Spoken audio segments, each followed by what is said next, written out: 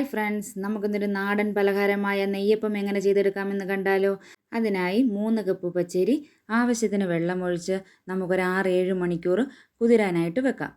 കുതിർന്ന ശേഷം നമുക്കതൊരു മിക്സി ജാറിലേക്ക് മാറ്റി മധുരത്തിന് ആവശ്യമായ ശർക്കരയും ഏലക്കയും ജീരകവും കൂടെ ചേർത്ത് കൊടുത്ത് ഒന്ന് അരച്ച ശേഷം നമുക്കതിലേക്ക് 1 ടേബിൾ സ്പൂൺ ഗോതമ്പ് പൊടിയും കൂടെ ചേർത്ത് കൊടുത്ത് ഒന്നുകൂടെ നല്ലതുപോലെ അരച്ചെടുത്തിട്ട് വരാം. അരച്ചെടുത്ത മിക്സ് നമുക്കൊരു പാത്രത്തിലേക്ക് മാറ്റി നല്ലതുപോലെ ഒന്ന് മിക്സ് ചെയ്തെടുക്കാം. ഒരു തരിതരി പറയുന്ന രീതിയിൽ വേണം നമുക്ക് മാവ് അരച്ചെടുക്കാനായിട്ട്.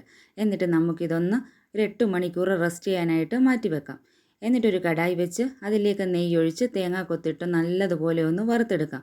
തേങ്ങ നല്ലതുപോലെ ഒന്ന് വറുത്ത ശേഷം നമുക്കതിലേക്ക് 1 ടേബിൾ സ്പൂൺ കറുത്ത എള്ളും കൂടെ ചേർത്ത് കൊടുത്ത് അതും ഒന്ന് ചൂടാക്കി എടുത്ത ശേഷം നമുക്കതൊന്ന് ആറാനായിട്ട് മാറ്റി വെക്കാം. 8 മണിക്കൂർ റെസ്റ്റ് ചെയ്ത മാവിലേക്ക് ഒരു പിഞ്ച് ഉപ്പും നമുക്ക് വറുത്ത് വെച്ചിരിക്കുന്ന എള്ളും തേങ്ങയും കൂടെ ചേർത്ത് കൊടുത്ത് നല്ലതുപോലെ ഒന്ന് മിക്സ് ചെയ്തെടുക്കാം.